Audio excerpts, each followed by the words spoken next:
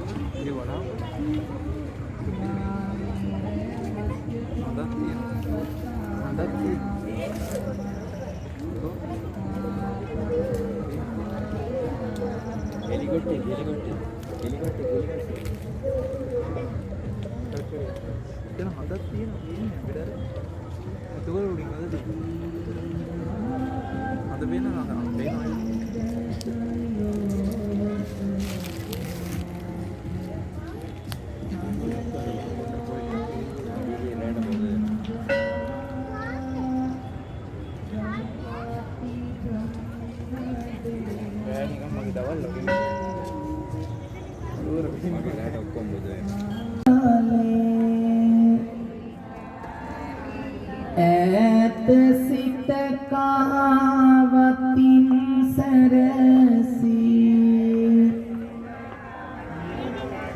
උතුම් පිළිවෙත් ගුණ පුරා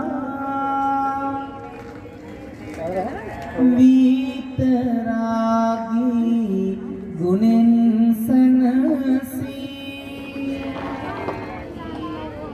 ලොක් සමසන සිත් පුරා දෑත නලලට රඳා සැදැන් මහ